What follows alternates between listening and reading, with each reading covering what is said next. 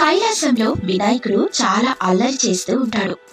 మహాశివుడు లేకపోవడంతో వినాయకుని అల్లరి మరింత పెరిగిపోతుంది. పార్వతీదేవి వినాయకుణ్ణి అస్సలు అదుపులో పెట్టలేకపోతూ ఉంటుంది. ఏమిటి వినాయక ఇది? ఇప్పుడేగా చెప్పాను నేను ధ్యానం చేసుకోవాలి అని. ఇంతలో నువ్వు నాట్యం మొదలుపెట్టావా? నీ నాట్యం నా ధ్యానానికి ఆటం కలిగిస్తుంది పుత్రా. అమ్మా, నాకు నాట్యం చెయ్యాలని ఉంది. నువ్వు కూడా నాతో పాటు కలిసి నాట్యం చేయొచ్చు కదా. అసలే మీ నాన్నగారు అసురులపై యుద్ధం చేయడానికని వెళ్లారు. మీ నాన్నగారికి తోడుగా కార్తీకేయుడు కూడా వెళ్ళాడు. అక్కడ యుద్ధం ఎలా జరుగుతుందో ఏమో.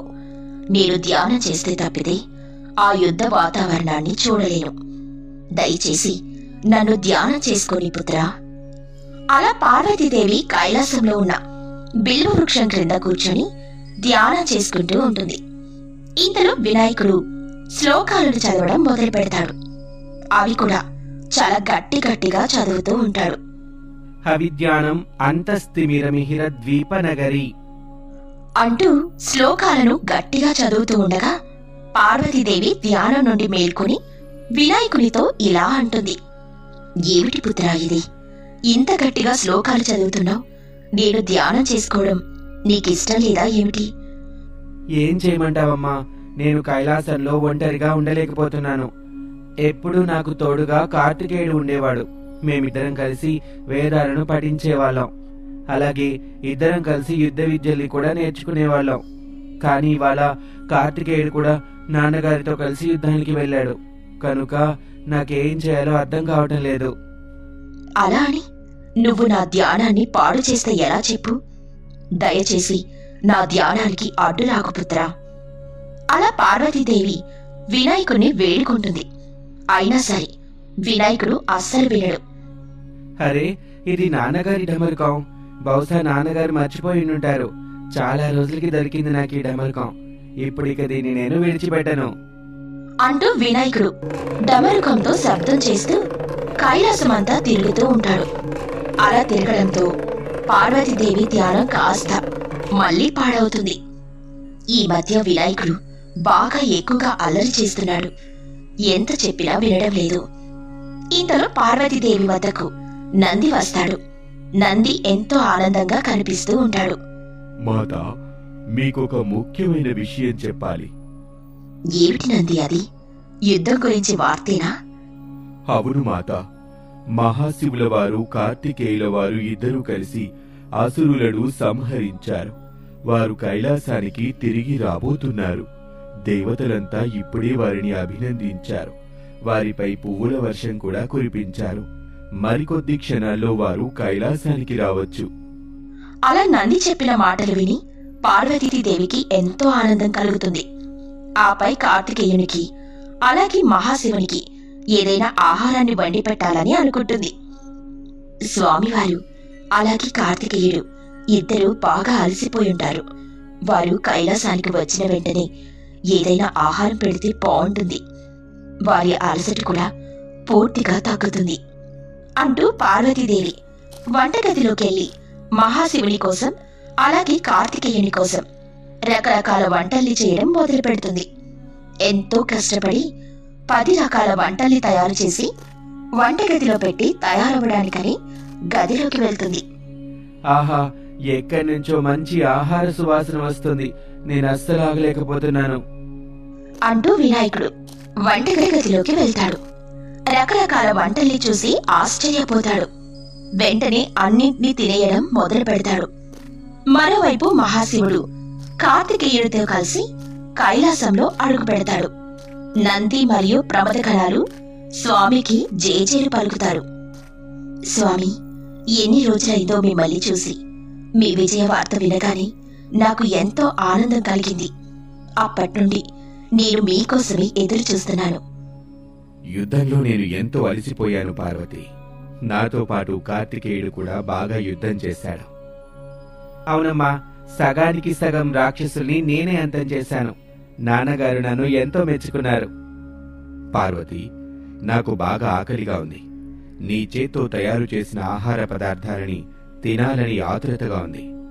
తప్పకుండా నా కోసం, కార్తికేయుని కోసం ఏదో ఒక ఆహార పదార్థాన్ని తయారు చేసే ఉంటావు కదా, వెంటనే వాటిని వడ్డించు. ఒకటేమిటి స్వామి, 10 రకాల ఆహార పదార్థాలను తయారు చేశాను. రండి, మీకు ఇప్పుడే వడ్డిస్తాను. అలా పార్వతీదేవి చెప్పడంతో మహాశివుడు మరియు కార్తికేయుడు ఆహారం కోసం ఎదురు చూస్తూ అరిటాకు ముందు పెట్టుకుని కూర్చుంటారు. ఇంతలో పార్వతీదేవి వంటగదిలోకెళ్లి చూడగా అన్ని ఆహార పదార్థాలను వినాయకుడు తినేసి అక్కడే నిద్రపోతూ ఉంటాడు. పార్వతీదేవికి చాలా కోపం వస్తుంది. ఏమిటి వినాయక ఇది? నేడి ఆహార పదార్థాలన్నీ మీ నాన్నగారి కోసం అలాగే కార్తికేయుని కోసం తయారు చేశాను. నీకు తినాలనిపిస్తే కొంత ఆహారాన్ని తిని వారి కోసం మరికొంత ఆహారాన్ని విడిచిపెట్టొచ్చు కదా. మొత్తం ఆహారాన్ని తినేస్తే ఎలా? అలా పార్వతీదేవికి చాలా కోపం వస్తుంది. పార్వతీదేవి వినాయకుడిని తీసుకుని మహాశివుని వద్దకు వెళ్లి ఇలా చెబుతుంది. స్వామి, నీకోసం నేను ఆహారాన్ని తయారు చేశాను, కానీ వినాయకుడే ఆ ఆహారాన్ని మొత్తం ముగించేశారు. లేదు నాన్నగారు, అమ్మ అబద్ధం చెప్తోంది. నేను ఎలాంటి ఆహారాన్ని తినలేదు. అలా వినాయకుడు చెప్పడంతో పార్వతీదేవికి మరింత కోపం వస్తుంది.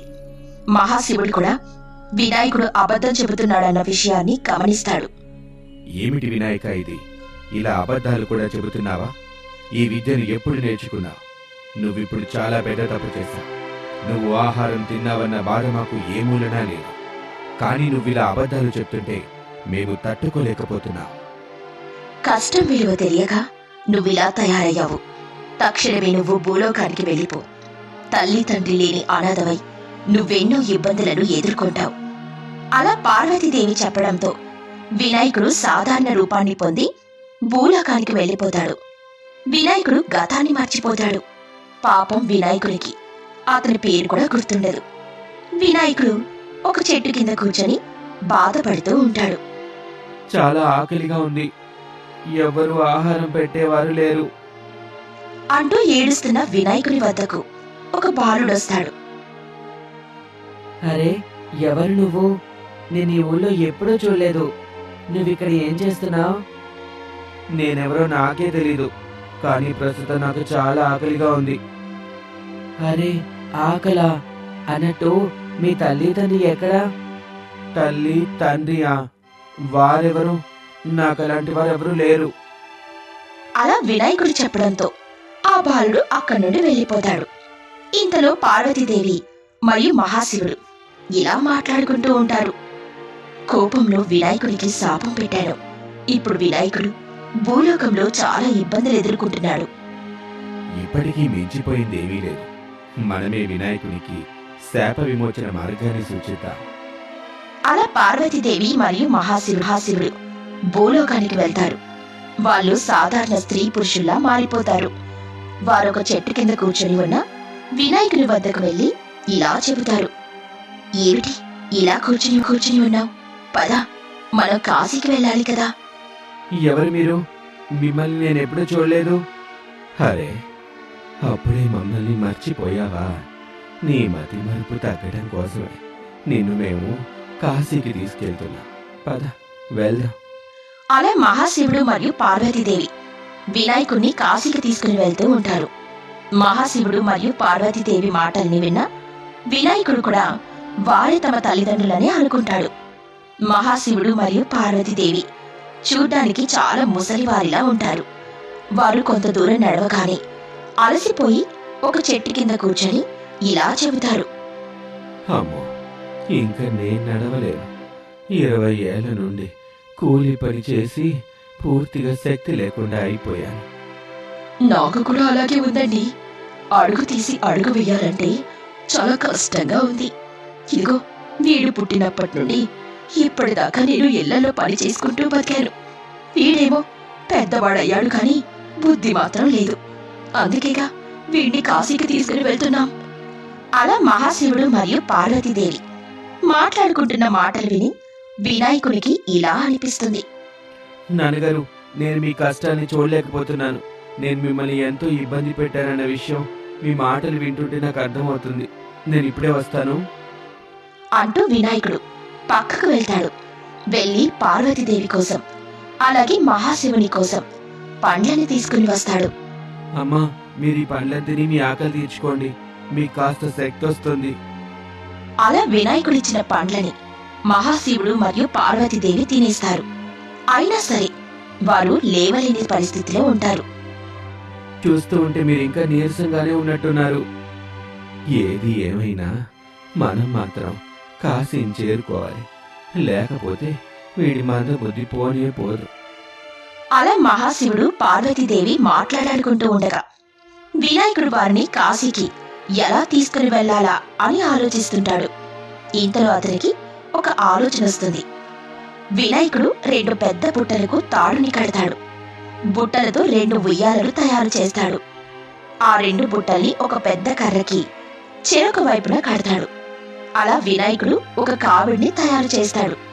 ఆ కావిడిని తీసుకునెళ్లి తల్లిదండ్రులకు చూపిస్తాడు. అమ్మా, నాన్న, మీరిద్దరు చెరువైపు కూర్చోండి, నేను మిమ్మల్ని కాశీకి తీసుకెళ్తాను. అలా వినాయకుడు చెప్పడంతో మహాశివుడు మరియు పార్వతీదేవి చెరొక బుట్టలో కూర్చుంటారు. వినాయకుడు వారిని మోసుకుంటూ కాశీకి ప్రయాణం మొదలు పెడతాడు. ఇంతలో మహాశివుడు మరియు పార్వతీదేవి తమ బరువుల్ని పెంచుతూ ఉంటారు. అయినా సరే వినాయకుడు వారిని మోసుకుంటూ తీసుకుని వెళ్తూనే ఉంటాడు. ఒక్కసారిగా పార్వతీదేవి మరియు మహాశివుడు కదలలేనంత బరువుగా మారిపోతారు. వినాయకుడు ఒక్కసారిగా ఆగిపోతాడు. ఏమైంది పుత్రా, నువ్వు మమ్మల్ని మొయ్యలేకపోతున్నావా? అదేం పర్వాలేదులే, మేము నడిచొస్తాము. లేదు మాత, నేను మిమ్మల్ని అస్సలు కష్టపెట్టాలనుకోవటం లేదు. ఎంత కష్టమైనా నేను భరిస్తాను, కానీ మీకు మాత్రం ఏమీ కానివ్వను అంటూ వినాయకుడు కదలలేని బరువులోని తల్లిదండ్రులను కూడా మోసుకుంటూ కాశీ వరకు వెళ్తాడు. అలా వినాయకుడు ఒక్కసారిగా ఆ కావిడిని దించి వెనక్కి తిరిగి చూడగా తల్లిదండ్రులిద్దరూ పార్వతీ పరమేశ్వరులా మారిపోయి ఉంటారు. వినాయకుడు ఆశ్చర్యపోతారు. పార్వతీదేవి వినాయకుడిని ముట్టుకోగా అతను కూడా వినాయకుడిలా మారిపోతాడు. అంటే అసలు స్వరూపంలోకి వచ్చేస్తాడు. పుత్రా, నేను నీకు శాపాన్నిచ్చాను, కాని అదే శాపాన్ని విముక్తి చేయించడానికి నేను మరియు తండ్రి గారు ఇలా మారు వేషాలు మీ వద్దకొచ్చాము. నువ్వు మమ్మల్ని తల్లిదండ్రులుగా భావించి ఎంతో సేవ చేశావు.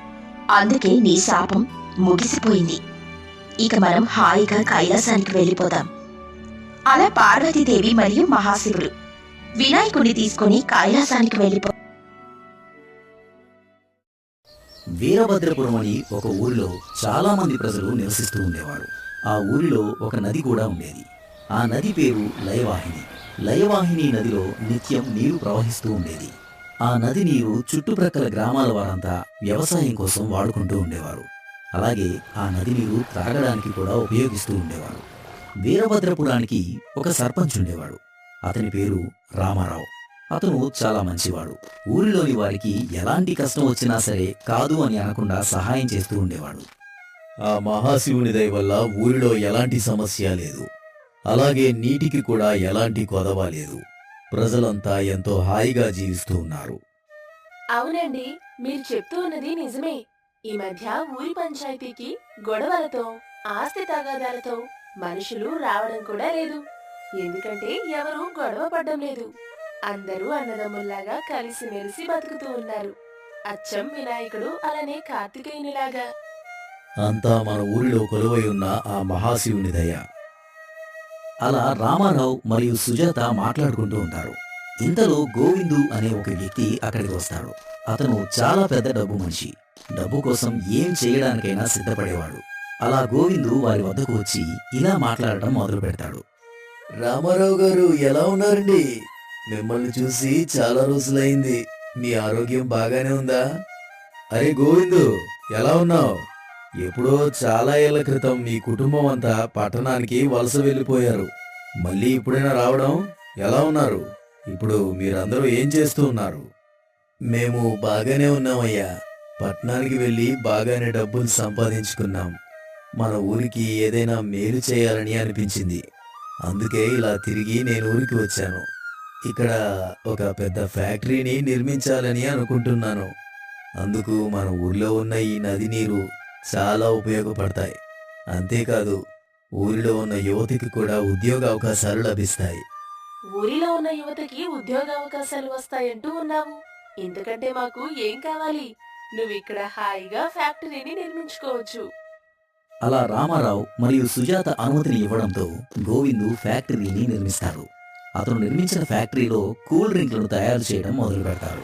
గోవిందు లయవాహిని నదిలో ఉన్న నీటిని ఫ్యాక్టరీ కోసం వాడుకోవడం మొదలు పెడతాడు. అదే ఊరిలో ప్రియా మరియు గిరిజ అనే ఇద్దరు స్నేహితులు ఉండేవారు. వారు బడికి వెళ్లి హాయిగా చదువుకుంటూ ఉంటారు. ప్రియా మరియు గిరిజ ఒకరోజు ఫ్యాక్టరీ వద్దకు వెళ్తారు. అక్కడ ఫ్యాక్టరీలోని కార్మికులు ఎంత ఎక్కువ మొత్తంలో నీటిని వాడేసుకోవడం వీరు గమనిస్తారు. గిరిజ, చూసావా? మీరంతా నీటిని ఎలా వాడేస్తూ ఉన్నారో. ఇలానే మీరు వాడారంటే ఏదో ఒక రోజు మనకు తప్పకుండా నీటి కొరత ఏర్పడుతుంది. అవును ప్రియా, నువ్వు చెప్పేది ముమ్మాటికి నిజమే. అయినా మన టీచర్ గారు కూడా చెప్పారుగా, నీటిని చాలా పొదుపుగా వాడుకోవాలని. మన ఊరిలో రోజు రోజుకి జనాభా పెరిగిపోతుంది. పరివారం కోసం నీరు అవసరం కాస్త ఎక్కువ అవుతూ ఉంటుంది.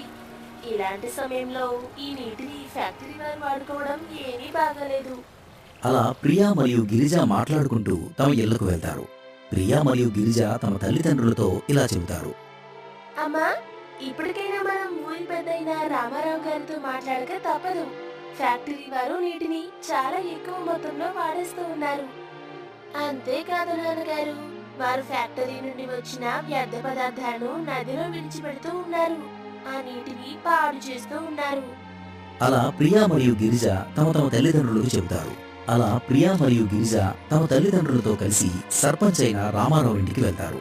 కానీ ఆ సమయంలో రామారావు ఊర్లో ఉండడు. రామారావు గారి భార్య అయిన సుజాతతో విషయం చెబుతారు. మీరు కేవలం నీటి వాడకాన్ని మాత్రమే చూస్తూ ఉన్నారు.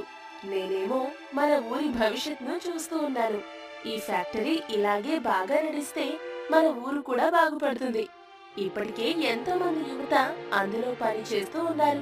నీరు వాడితే వాడారు, కానీ మనకు డబ్బు దొరుకుతుందిగా, అంతే చాలు అని చెప్పి సుజాత ఊరి వారందరినీ తిప్పి వెనక్కి పంపిస్తుంది. అలా కొంతకాలం గడుస్తుంది. ఒక్క సంవత్సరంలోనే ఈ ఫ్యాక్టరీ ద్వారా కోట్ల ఆదాయం వచ్చింది. అంతేకాదు, మనం అమ్మే ఈ కూల్ డ్రింక్ కూడా మార్కెట్లో బాగా అమ్ముడుపోతుంది. అలా గోవిందు తన భార్య అయిన సులోచనకి చెబుతూ ఉంటాడు. అవునండి, నిజమే. మొదట్లో మీరు ఈ పల్లెటూరికి తీసుకువచ్చినందుకు నేను ఎంతో బాధపడేదాన్ని. కానీ పల్లెటూరులో ఉన్న నది కారణంగానే మనం కోట్ల రూపాయలు సంపాదించుకున్నాం. ఇప్పుడు నాకు ఎంతో ఆనందంగా ఉంది. ఇప్పుడు ఇక మనం ఈ ఊరిని విడిచి వెళ్ళిపోవాలి. ఎందుకండి? కోట్ల ఆదాయం వచ్చిందంటే వచ్చే సంవత్సరం కూడా ఎక్కువ ఆదాయం వస్తుందిగా. ఆదాయం రావాలంటే నీటిని ఉపయోగించాలి. కానీ ఈ నదిలో నీరుంటేగా. చూడు, పూర్తిగా ఇంకిపోయే స్థితిలో ఉంది. వేసవికాలం వచ్చిందంటే ఈ కొంత నీరు కూడా ఇంకిపోతుంది. అప్పుడు ఊరి జనం అంతా వచ్చి మన మీద పడతారు. ఆలోగా మనం ఈ డబ్బుతో ఇక్కడి నుండి వెళ్ళిపోవాలి. అలా గోవిందు మరియు సులోచన ఫ్యాక్టరీ నుండి వచ్చిన లాభాలతో విదేశాలకు పారిపోతారు. వారు కార్మికులకు కూడా జీతాలు ఇవ్వరు. అంతేకాదు, ఆ నది మొత్తం పూర్తిగా ఎండిపోతుంది. ఇక అందరూ సర్పంచ్ ఇంటికి వెళ్లి ధర్నా చేయడం మొదలు పెడతారు. ఏమిటి రామారావు గారు ఇది? మీ మాట గౌరవాన్ని ఇచ్చి మేము ఆ ఫ్యాక్టరీ నిర్మాణానికి ఒప్పుకున్నాము. వారు మాకు ఉద్యోగాలను ఇచ్చారు. నా చేత బాగా పని చేయించుకొని డబ్బులు కూడా ఇవ్వకుండా లాభాలతో పారిపోయారు. అంతేకాదు, మన ఊరికి జీవనాధారమైన నది కూడా పూర్తిగా ఎండిపోయింది. అలా అందరూ రామారావుతో తమ కష్టాలను చెప్పుకుంటారు. ఊరికి ఏదో మంచి జరుగుతుందని నేను గోవిందును నమ్మాను. కానీ అతనిలా మోసం చేస్తాడని అస్సలు అనుకోలేదు. అలా రామారావు కూడా బాధపడటం మొదలు పెడతాడు. ఊరిలో ఉన్న బావులు కూడా మెల్లమెల్లగా ఎండిపోవడం మొదలవుతుంది. అలా నీరు లేకపోవడంతో వ్యవసాయ పనులు పూర్తిగా ఆగిపోతాయి. అలా కొన్ని రోజులకి తాగడానికి కూడా నీరు లేకుండా అయిపోతుంది. వృద్ధులంతా నీరసంతో మంచాన పడతారు. మధ్య వయసు వారు కూడా నీరు, ఆహారం లేకపోవడంతో నీరసించిపోతారు. ప్రియా మరియు గిరిజ వినాయకునికి అలాగే కార్తికేయునికి గొప్ప భక్తులు. వారికి ఎలాంటి కష్టం వచ్చినా వినాయకునికి అలాగే కార్తికేయునికి చెప్పుకునేవారు. గిరిజ, ఇప్పుడు మనల్ని మనం నమ్ముకున్న దేవుళ్ళు తప్పితే ఎవరూ కాపాడలేరు. పద, ఇప్పుడే మన కష్టాన్ని వినాయకుడికి అలాగే కార్తికేయునికి తెలియజేద్దాం. అలా ప్రియా మరియు గిరిజ శివాలయానికి వెళ్తారు. అక్కడ ఉన్న వినాయక కార్తికేయుల ముందు కూర్చొని ఇలా వేడుకుంటూ ఉంటారు. స్వామి వినాయక, ప్రస్తుతం మా ఊరు పెద్ద కష్టంలో ఉంది. మాకు తాగడానికి నీరు లేదు. వ్యవసాయం కూడా పూర్తిగా ఆగిపోయింది. ఆహారం లేక ప్రజలంతా అలమటిస్తూ ఉన్నారు. కార్తికేయ, పచ్చగా ఉండే పంట కాస్త ఎండిపోయింది. మేము చాలా కష్టాలను అనుభవిస్తూ ఉన్నాము. దయచేసి మీరే మాకు దారిని చూపాలి. ఈ కష్టాల నుండి మీరే మమ్మల్ని గట్టెక్కించాలి. అలా ప్రియా మరియు గిరిజ వినాయకునికి అలాగే కార్తికేయునికి తమ బాధలను చెప్పుకుంటారు. ఇదంతా కైలాసం నుండి వినాయకుడు మరియు కార్తికేయుడు గమనిస్తూ ఉంటారు. వినాయకుడు మరియు కార్తికేయుడు ఆ ఊరి ప్రజలపై జాలిపడి భూలోకానికి వస్తారు. వారి ఊరికి వెళ్తారు. వారిని చూసిన ఊరిలోని వారంతా ఆశ్చర్యపోతారు. ఊరి జనమంతా వినాయకుని అలాగే కార్తికేయుని కాళ్ళపై పడతారు. నీటిని ఎప్పుడూ పొదుపుగా వాడుకోవాలి. ఏ ఒక్క ప్రకృతి వనరు పాడైనా సరే జీవితం ఇలానే నాశనమవుతుంది అంటూ వినాయకుడు తాను కైలాసం నుండి తీసుకుని వచ్చిన కమండలంలోని కొంత గంగని ఎండిపోయిన నది ప్రాంతంలో వేస్తాడు. అంతే, ఒక్కసారిగా ఒక్క క్షణంలో నది మొత్తం అలానే ఎండిపోయిన పొలాలు కాస్త పచ్చగా తయారవుతాయి. అలా వినాయకుడు మరియు కార్తికేయుడు ఊరి వారి నీటి కష్టాలను తీర్చి తిరిగి కైలాసానికి వెళ్ళిపోతారు.